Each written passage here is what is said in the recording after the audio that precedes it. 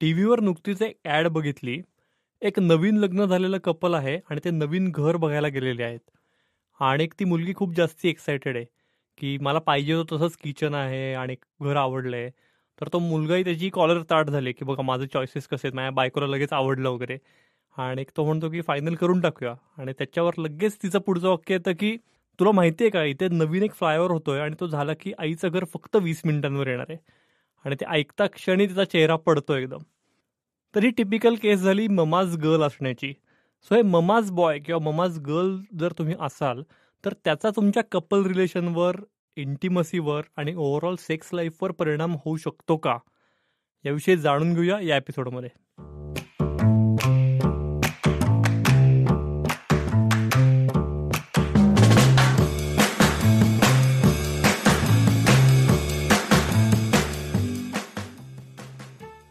स्त्रियांचं आरोग्य, त्यातून त्यांचं लैंगिक आरोग्य, ह्याच्याबद्दल समाजामध्ये खूप समज आणि गैरसमज आहेत. ह्या गोष्टींबद्दल संवाद साधणं, मनमोकळेपणाने बोलणं आणि चर्चा करणं ही खूप गरज आहे. याच उद्देशाने मी वी फॉर वजायना हा पॉडकास्ट सुरू केला आहे. मी डॉक्टर नीलिमा देशपांडे, मी गायनेकोलॉजिस्ट आणि सेक्शुअल मेडिसिन कन्सल्टंट आहे. आज माझ्यासोबत आहेत Niranjan Medhekar, CEO of sounds great. अरे तो आहे ना, तो ममाज बॉय आहे असं अनेकदा कानावर पडतो. पण म्हणजे काय? ममाज बॉय असतात तशाच ममाज गर्ल्सही असतात का? आणि हे असं असल्यामुळे लग्नानंतर वैवाहिक नात्यावर, रोमान्सवर, प्रायव्हसीवर आणि ओव्हरऑल सेक्स लाईफवर त्याचा काय परिणाम होतो, या सगळ्याविषयी या एपिसोडमध्ये आपण चर्चा करणार आहोत. So madam, first thing first, mama's boy किंवा ममाज गर्ल असणं म्हणजे नेमकं काय?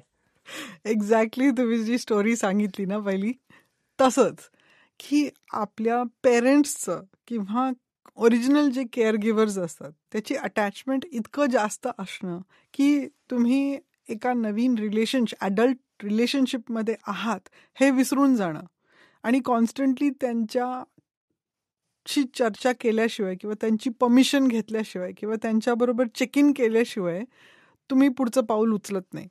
अशा लोकांना आपण ममाज बॉय किंवा ममाज गर्ल असं म्हणतो. त्याचा जो बॉन्ड असतो पेरेंट्स बरोबर, मग ते नेहमी मम्माच, म्हणजे युजली मम्मा म्हणतो, पण डॅडीज गर्ल्स किंवा डॅडीज बॉईज पण असू शकतात. असं काही नाही की मम्माच पाहिजे. टिपिकली मम्माज म्हणतो कारण की मम्माज बॉय असं म्हणतो कारण की आईचं आणि मुलाचं जे नातं असतं ते ट्रेडिशनली जगभरामध्ये, फक्त भारतातच नाही तर पूर्ण जगामध्ये, आईचं आणि मुलाचं जे नातं आहे ते जास्त घट्ट असतं.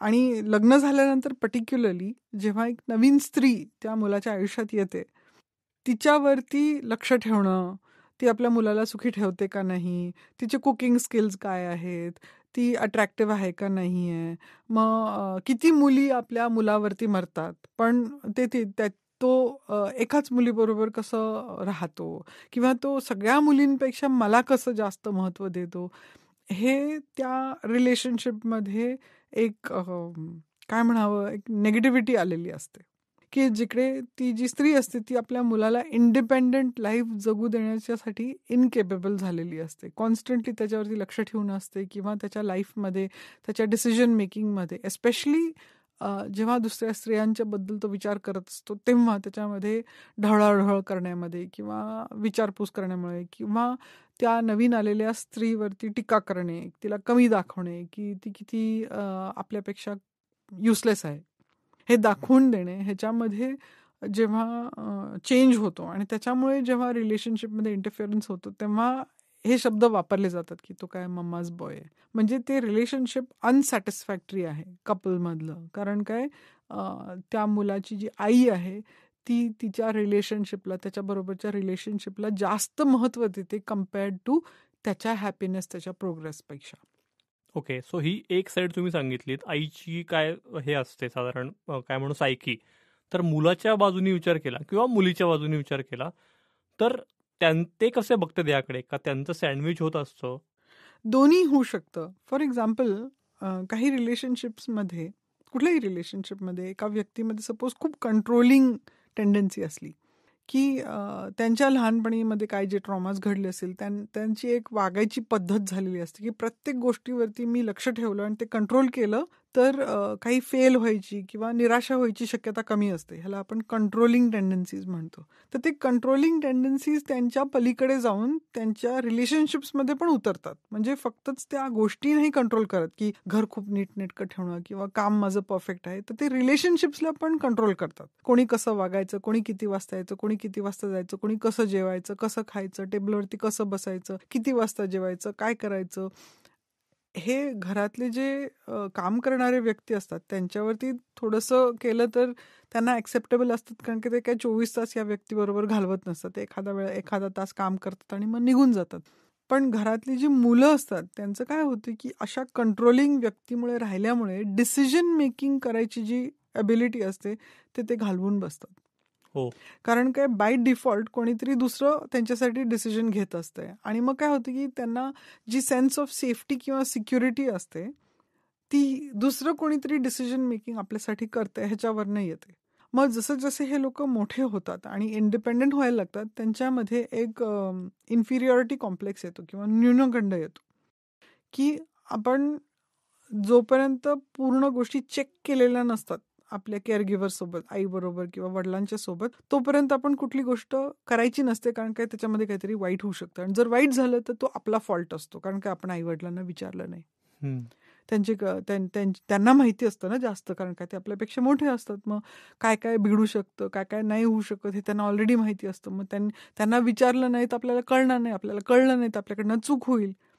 Mistakes and failures are bad हे जेव्हा बिलीफ तयार होतं तेव्हा ते जे मूल असतं किंवा मुलगा किंवा मुलगी असते तेव्हा स्वतःचं पाऊल उचलायला ते घाबरतात.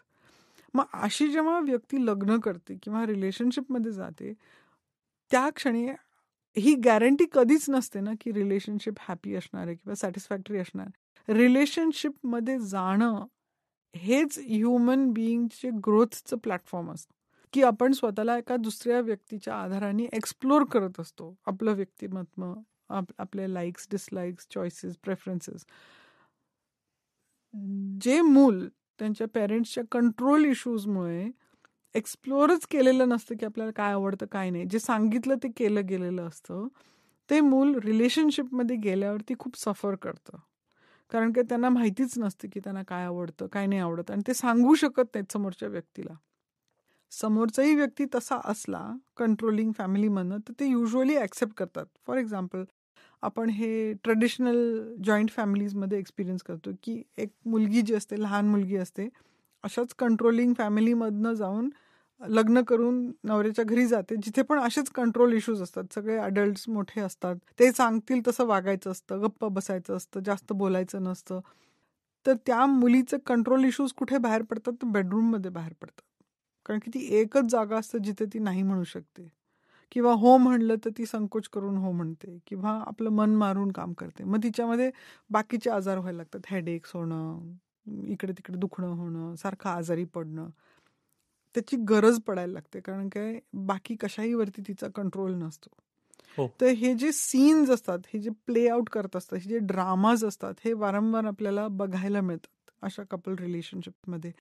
आणि ह्या ड्रामाजमुळे, ह्या सीन्समुळे सेक्शुअल कंपॅटेबिलिटी अफेक्ट होत असते आणि त्यामुळे त्या कपलची जी कपॅसिटी असते रिप्रोडक्शन, म्हणजे मूल व्हायची, मग फॅमिली, आपला प्रपंच, मग संसार, मग हॅपी राहायची किंवा सॅटिस्फाईड राहायची, ह्याच्यावरती परिणाम होत असतो.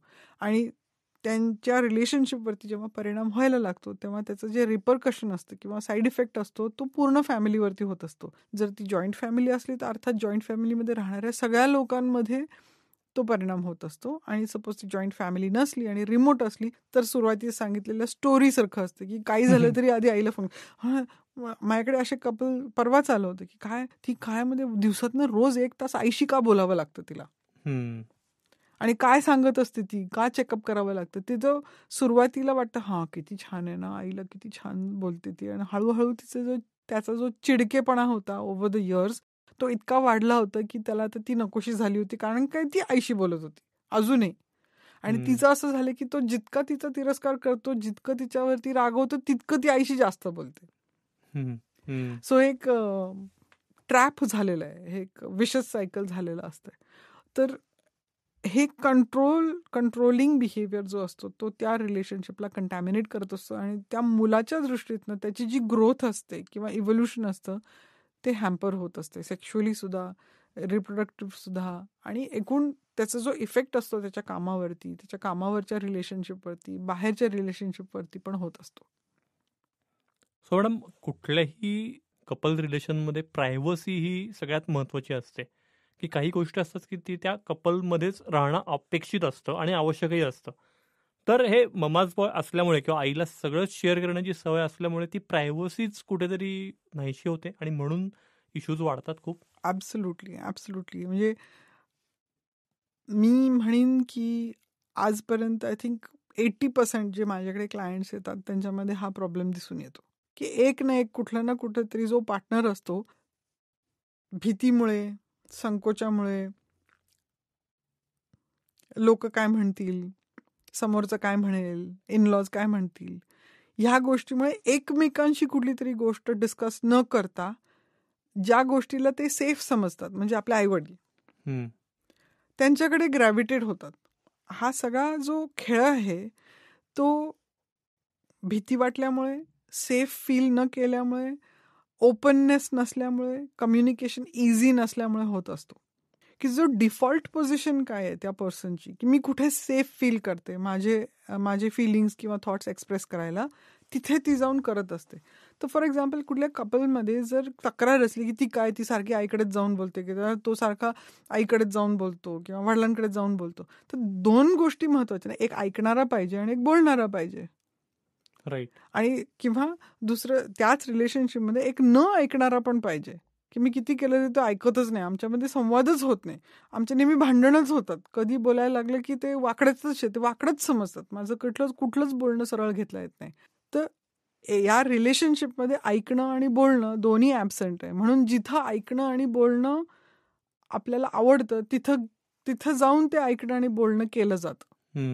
मग आता आपल्याला सवय कशाची असते, फॅमिलिअरिटी कशाची असते, तर आईची असते किंवा वडिलांची असते. बहुतेक फॅमिलीजमध्ये वडील एवढे ऐकणारे नसतात, आई जास्त असते ऐकणारी, नॉट ऑलवेज पण पॉसिबिलिटी असते. किंवा आई नसली तर मावशी असते, मावशी नसली तर आजी असते, आजी नसली तर कोणीतरी फ्रेंड असते, चाइल्डहुड फ्रेंड असते.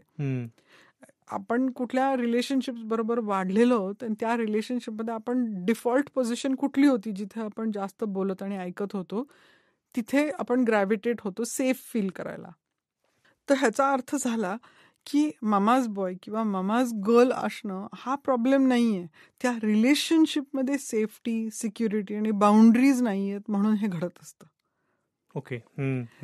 जेव्हा ज्या पर्सन बरोबर आपण आहोत, आणि हे जास्त करून जरुरी नाही की लव्ह मॅरेज किंवा अरेंज मॅरेजमध्येच असावं, पण मी जास्त करून हे अरेंज मॅरेजेसमध्ये बघितलेलं आहे, की जिथे त्या कपलना एकमेकांना ओळखायला वेळ दिलेला नसतो, त्यामुळे ते कॉन्स्टंटली एकतर फिअर मोडमध्ये असतात की चुकीचं मी बोलले तर काय होईल. मग आजच्या काळामध्ये कसं आहे की डिवोर्स तर लोक पटकनच करतात, सारखे तेच स्टोरीज असतात न्यूजमध्ये किंवा ह्याच्यामध्ये की ह्याचा पटकन डिवोर्स झाला, त्याचा पटकन डिवोर्स झाला तर काय होणार. सो भीती वाटणं त्या रिलेशनशिपमध्ये हा एक फाउंडेशन होतो कम्युनिकेट न करण्याचा किंवा ओपनली न बोलण्याचा. जोपर्यंत त्या रिलेशनशिपमध्ये पॉझिटिव्ह इन्फ्लुएन्सेसमुळे, लव्ह लँग्वेजेस वापरल्यामुळे, एकमेकांना आश्वासन दिल्यामुळे, एकमेकांचे पॅटर्न्स ओळखल्यामुळे जेव्हा सेफ्टी आणि सिक्युरिटी यायला लागते तेव्हा वल्नरेबिलिटी वाढते. वल्नरेबिलिटी वाढली वल्नरेबिलिटी म्हणजे काय, की आपल्या मनातलं जे आहे ते आपण मोकळेपणाने न घाबरता बोलणं आणि ते बोलून दाखवल्यामुळे जे काही कॉन्सिक्वेन्सेस असतील ते आपण झेलायला कम्फर्टेबल असणं, ह्याला वल्नरेबिलिटी म्हणतात. तर जेव्हा आपण ओपनली बोलू शकतो समोरच्या माणसाबरोबर, आपण टेस्ट करत असतो ती रिलेशनशिप, म्हणजे मी किती बोललं की तो किती पटकन ऑफेंड होतो किंवा त्याला किती राग येतो, आणि समोरच्या व्यक्तीचं थ्रेशोल्ड खूप कमी असलं की काही झालं तरी तो सारखा रागवतच असतो किंवा कधी बघावा तो माणूस चिडलेलाच असतो, रागवतच असतो. त्याची बायको काय करणार, ती गप्पच बसणार. तर गप्प बसली तर कुठेतरी तिचा जो प्रेशर कुकर आहे तो उघडणार. मग तसं जर उघडणार असलं तर अशा खाजगी गोष्टी बाहेर बोलल्या जातात. राईट. सो जी बाउंड्रीज, आपण ज्या बाउंड्रीज बद्दल बोलतोय, सेक्शुअल लाईफ बद्दल किंवा फॅमिली लाईफ बद्दल किंवा इंटिमेसी बद्दल किंवा एकमेकांच्या इंटिमेसीमध्ये घडलेल्या गोष्टींबद्दल, ते त्या कपल रिलेशनशिप मध्येच राहायला पाहिजे, ते इतरांशी बोलल्या नाही गेल्या पाहिजेत, हे दोघांना अप्लाय होतं. असे पण माझ्याकडे कपल्स येतात की जो मुलगा आहे तो त्याच्या इंटिमेट रिलेशनशिपच्या गोष्टी त्याच्या मित्रांशी डिस्कस करत असतो. हो. किंवा ती जी मुलगी असते की आमच्यामध्ये सेक्स होत नाही, मी माझ्या मैत्रिणींमध्ये आम्ही सगळ्या गोष्टींबद्दल बोलतो, आम्ही सेक्सबद्दल पण बोलतो. मग ते म्हणाले, काय तुझ्या नवऱ्याचं बरोबर नाही, असं कसं त्याला इरेक्शन येत नाही, तू काय करतेस आतापर्यंत, सोडून दे त्याला. ह्या बाहेरचा इन्फ्लुएन्स विनाकारण हो, पण तो होत का असतो? कारण त्या कपलमध्ये डायलॉग नसतो. राईट. म्हणजे विदाऊट फिअर अँड अँझायटी. त्या रिलेशनशिपमध्ये फिअर आणि अँझायटी आहे, कॉन्स्टंटली कॉन्सिक्वेन्सेसचं थ्रेट आहे, म्हणून ते घडत असतं. त्याचं सोर्स त्या रिलेशनशिपच्या डिस्फंक्शनमध्ये असतं, जे ते कपल ऍडमिट करायला तयार नसतात किंवा ऍक्सेप्ट करायला तयार नसतात. ते ओळखत नसतात की मी जसं वागतोय आणि वागतेय त्याचा परिणाम माझ्या जोडीदारावरती होतोय.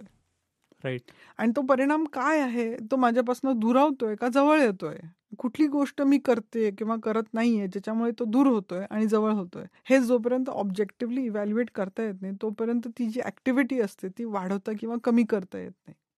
फॉर एक्झाम्पल, रिसेंटली एक कपल आलेलं की त्याला इरेक्टाईल डिस्फंक्शन आहे, तर तिचं खूप चिडचिड होते त्याच्यावरती. तर आपल्या चिडचिडेमुळे त्याचं इरेक्टाईल डिस्फंक्शन ठीक होणार नाहीये ह्याची जर जाणीव असली तर आपली चिडचिड कशी रिझॉल्व्ह करायची ह्याची मदत लवकर घ्यायला पाहिजे ना. आणि सपोज तो पार्टनर तयार नसला त्याच्या प्रॉब्लेमला फिक्स करायला, तर कुठेतरी लिटरेचर आहे, काहीतरी सोय आहे ज्याच्यामुळे त्याला अवेअरनेस आणून त्याला त्याची ट्रीटमेंट किंवा थेरपी घेता येईल. पण ह्याच्यासाठी आधी कम्युनिकेशन महत्वाचं आहे. राईट. आणि ते कम्युनिकेशन विदाऊट पॉझिटिव्ह फीडबॅक होणार नाही. की तो पर्सन फक्त हीच गोष्ट नेगेटिव्ह करतो, पण बाकी त्याच्या आयुष्यामध्ये अशा पण बऱ्याच गोष्टी आहेत जे तो ठीक करतोय ना.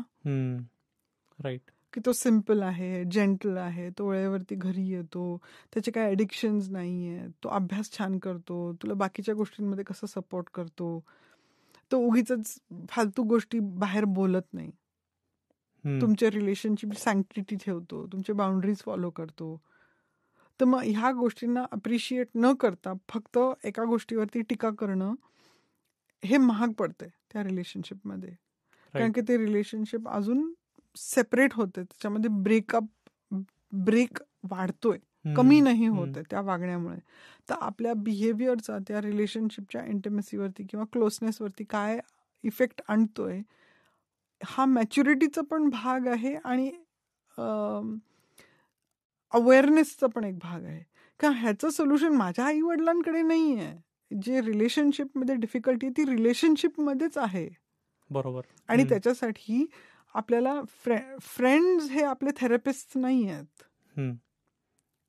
ज्याचं त्याचं काम त्यांनी करणं महत्वाचं असतंय. कारण काय, तुम्हाला करेक्ट ॲडवाईस करेक्ट वेळेला करेक्ट फ्रेमवर्कमध्ये मिळतो. त्याच्यामध्ये तुमचा वेळ वाचतो आणि चुकीच्या इन्फॉर्मेशन किंवा चुकीच्या डायरेक्शनमध्ये तुम्ही उगीच टाइमपास करत नाही आणि त्या रिलेशनशिपला अजून डॅमेज करत नाही. ॲडवाईस घ्यायचं असेल तर तो प्रोफेशनल काय म्हणून त्याला मेडिकल प्रॅक्टिशनर कडनं घेणं कधी पण चांगला, इन्स्टेड ऑफ त्याची पण घाई करायची गरज नसते. काही गोष्टी वाचनाने, सिम्पली एकमेकांशी बोलण्याने होतात ना. राईट. बरं, तो जर बोलूच शकत नसला की मला तुझी भीती वाटते, तुझ्या रिॲक्शनची भीती वाटते, तुझ्या रागाची भीती वाटते, मग तिला जर अवेअरनेस असेल तर तिला कळेल, हो बाबा आपल्याला खूप पटकन राग येतो, आपण का रागवतोय, अच्छा असंच आहे. मग समोरच्या व्यक्तीला ब्लेम करण्याच्या ऐवजी आपल्या सेक्शुअलिटीचा, आपण फिमेल मॅस्टर्बेशनवरती पण एक सिरीज केलेली आहे, तर आपल्या अराउझलचा, आपल्या ऑर्गॅझमचा, आपल्या सेक्शुअल सॅटिस्फॅक्शनची जबाबदारी आपल्यावर आहे, ती पार्टनरवर नाही, ती पार्टनरवरती नाही. तर त्याला बर्डन न करण्याची जबाबदारी माझी आहे. बरोबर. हे जोपर्यंत अवेअरनेस येत नाही तोपर्यंत ती ब्लेम गेम मध्येच अडकलेली आहे ना. आणि कुठल्याही रिलेशनशिपमध्ये आपण खूप वेळा आधी बोललेलो की ब्लेम, शेम, गिल्ट, क्रिटिसिझम ह्या गोष्टी खूप टॉक्सिक असतात. त्या कितीतरी पटीने त्या रिलेशनशिपला डॅमेज करतात. म्हणजे एखाद्या वेळेला हो किती छान ना माझ्यासाठी रोजेस आणले, एकदा म्हणणं पुरत नाही. तो जो पॉझिटिव्ह टू नेगेटिव्हचा जो रेशिओ आहे तो कमीत कमी 5:1 आहे. आपल्याला फक्त रिसर्च मधनं नाही, आपल्या रोज प्रात्यक्षिकात कळतं की आपल्या मनाला निगेटिव्ह बायस जास्त असतो. आपण चुकीच्या गोष्टी, निगेटिव्ह गोष्टी, लागणाऱ्या गोष्टी, हर्टफुल गोष्टी जास्त क्विकली आठवू शकतो कम्पेअर्ड टू चांगल्या गोष्टी. ह्याचा अर्थ काय आहे की आपल्याला, प्रत्येक माणसाला, तो कितीही पॉझिटिव्ह असला तरी त्याला एफर्ट घ्यावा लागतो पॉझिटिव्ह गोष्टी आठवून आठवून ठेवायच्या, त्याची बँक बनवायची, एकमेकांना सांगायच्या, अफर्म करायच्या. नेगेटिव्ह न बोलणं म्हणजे ते पॉझिटिव्ह आहे असं ऑटोमॅटिकली होत नाही. जी नेगेटिव्ह गोष्ट असते ती कायम मनात राहते. ती पॉझिटिव्ह गोष्ट असते ती खूप वेळा रिपीट करावी लागते, ती खूप वेळेला रिइन्फोर्स करावी लागते, तर ती आठवते, तर ती त्या नेगेटिव्हला बॅलन्स करू शकते. तर कुठल्याही रिलेशनशिपमध्ये मामाज गर्ल किंवा मामाज बॉय घडतो कसा, तर हे लक्षात घेणं आहे की त्या रिलेशनशिपमधलं जे अट्रॅक्शन आहे किंवा जे पॉझिटिव्ह अपलिफ्टमेंट आहे ती जोपर्यंत पेरेंटल अटॅचमेंटपेक्षा जास्त होत नाही तोपर्यंत तो मामाज गर्ल किंवा मामाज बॉय तसाच राहतो. हो. म्हणजे त्याचाच एक आणखी असंही दिसतं की अनेक जॉईंट फॅमिलीजमध्ये स्पेशली, म्हणजे लग्नानंतर मूल होऊ द्यायचंय का, कधी होऊ द्यायचंय, एक मूल होऊ द्यायचंय का 2 मूल होऊ द्यायचंय, हे सगळे डिसिजन त्या कपल पुरते नसतात, तर त्याची आई किंवा तिची आई यांचा खूप जास्त इन्फ्लुअन्स असतो. सर हे सगळंच म्हणजे खूपच काय म्हणू, म्हणजे हे कसं संपवायचं किंवा कसं थांबवायचं, हा खरंच खूप मोठा प्रश्न आहे. हा प्रश्न महत्वाचा पण आहे आणि हा सॉल्व्ह असा इतक्यात होणारा नाही आहे. आपल्या इव्होल्युशनमध्येच असं आहे की आपण बेसिकली ट्रायबल लोक आहोत, म्हणजे आपण ग्रुप्समध्ये राहणारे आहोत. आपलं स्ट्रेंथ आहे किंवा आपलं जे सर्वायवल आहे ते ग्रुप्समध्ये आहे. त्याचा जो जॉईंट फॅमिलीचा जो ऑरिजिन आहे तो ह्या ग्रुप सर्वायवल इन्स्टिंक्टमधनं आहे. ओके. आता काही फॅमिलीजमध्ये थोडा कंट्रोल इश्यू कुठल्या प्रिव्हियस ट्रॉमाजमुळे किंवा प्रिव्हियस इन्स्टन्सेसमुळे आलेला असतो की हो, की कमीत कमी एक मुलगा, एका मुलाने आर्किटेक्चर करावं, एका मुलाने लॉयर व्हावं, एका कोणीतरी डॉक्टर व्हावं, असं काहीतरी एक डिव्हिजन ऑफ लेबर झालेलं असतं त्या फॅमिलीचे इंटरेस्ट प्रोटेक्ट करण्यासाठी. आणि त्याच्यामध्ये मग विचार असतो हो आपला वंश पुढे चालवायला पाहिजे म्हणून इतकी मुलं झाली पाहिजे. हे सगळं कॅल्क्युलेशन कशासाठी असतं, तर कंट्रोलसाठी असतं. कंट्रोल कशासाठी असतं, सिक्युरिटी आणि सिक्युरिटीसाठी असतं. सेफ्टी आणि सिक्युरिटी कुठून येतं, डाऊट कुठून येतो, की पूर्वी कुठला तरी ट्रॉमा झालेला असतो ज्याच्यामुळे त्या फॅमिलीला त्रास झालेला असतो. अचानक कोणीतरी खूप लोक वारलेले असतात, गेलेले असतात, कुठल्या तरी घटनेमुळे त्या फॅमिलीचं डिस्ट्रक्शन झालेलं असतं, इथं फायनान्शियल किंवा ह्युमन रिसोर्सेसमध्ये किंवा ॲसेट्समुळे किंवा लँडमुळे काहीतरी झालेलं असतं. त्यामुळे ते त्या फॅमिलीमध्ये, त्या फॅमिलीच्या जीन्समध्ये, त्या फॅमिलीच्या हिस्ट्रीमध्ये ते कॅरी ओव्हर झालेलं असतं की असं झाल्यामुळे असं झालेलं असतं. तर त्याची रेमेडी किंवा त्याचं सोल्युशन ह्याच्यामध्ये आहे की सगळं रिप्रोडक्शन कंट्रोल करायचं, कमीत कमी इतकी मुलं घरात झाली पाहिजे, एकतरी मुलगा झाला पाहिजे, असं झालं पाहिजे, म्हणजे आपली जायदाद आपल्या फॅमिलीमध्ये राहते, आपले ॲसेट्स आपल्याकडे राहतात, किंवा आपल्याला 4 मुलं तरी असली पाहिजेत, म्हणजे दोघं लोक तरी बाहेर जाऊन कमवतील, असं होईल तसं होईल. तर हा सगळा जो खेळ आहे, हा जो गेम आहे, तो परत सगळं जाऊन सेफ्टी, सिक्युरिटी किंवा प्रिझ्युम्ड आपले बिलीफ्स असतात सेफ्टी आणि सिक्युरिटी काय आहे ह्याच्यामुळे. बेसिक नीड्स आपले मीट व्हावे सेफ्टी आणि सिक्युरिटीसाठी, त्याच्याकरता हा सगळा जो स्ट्रगल आहे तो चालू असतो. त्यामुळे आपण ब्लेम नाही करू शकत कोणाला की ही फॅमिली अशी का वागते, ती फॅमिली तशी का वागते. आजच्या काळामध्ये, आजच्या सिव्हिलायझेशनमध्ये इंडिव्हिज्युअलायझेशन हा प्रकार खूप वाढलाय. आपण इंडिव्हिज्युएशन म्हणजे मला काय आवडतं आणि माझ्यासाठी काय चांगलं हे मी आधी ठरवणार, मग विचार करेन फॅमिलीचा, दुसऱ्या व्यक्तींचा, आईवडिलांचा, देशाचा. आधी मी. कुठली गोष्ट बरोबर किंवा चूक नाहीये, पण ही आजची टेंडन्सी आहे. आजच्या काळाची हे रिक्वायरमेंट आहे की मी आधी स्वतःचे सेल्फ इंटरेस्ट बघायचं आणि मग बाकीच्यांचा विचार करायचा.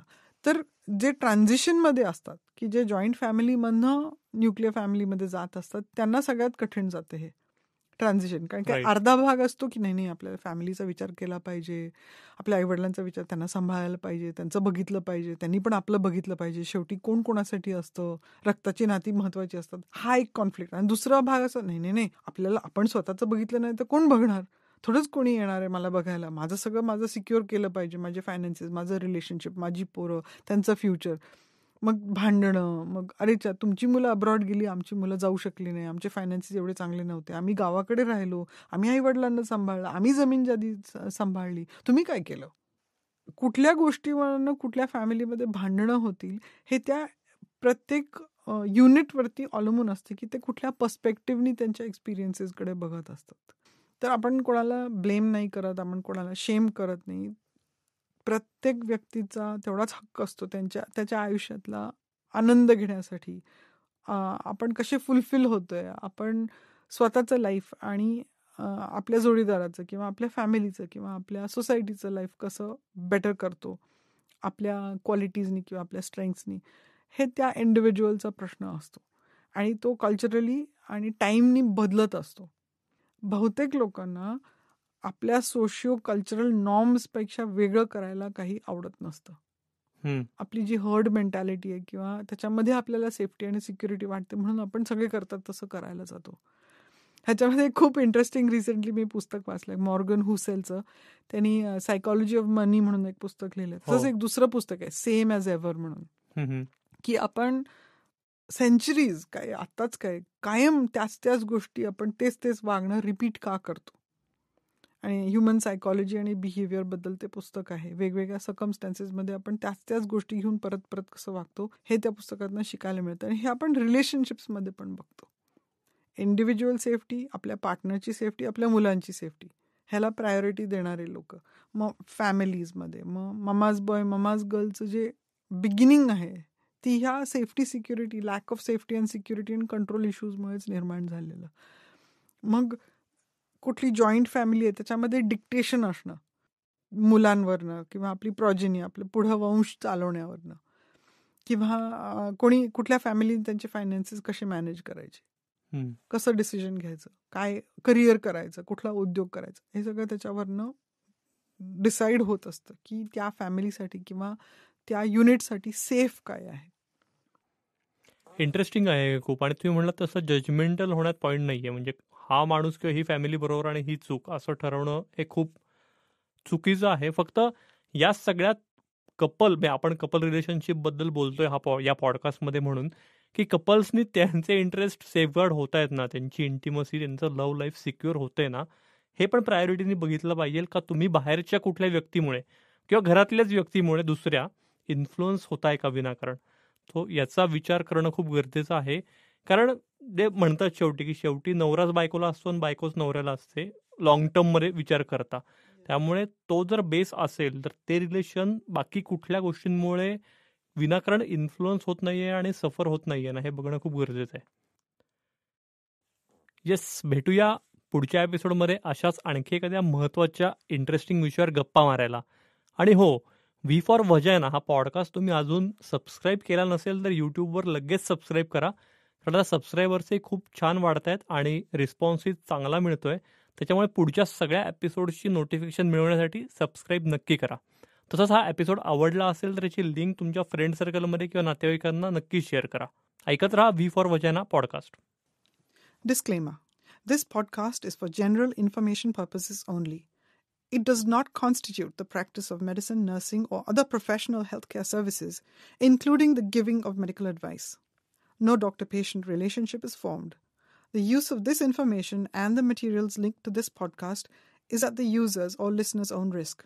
The content on this podcast is not intended to be a substitute for professional medical advice, diagnosis, or treatment.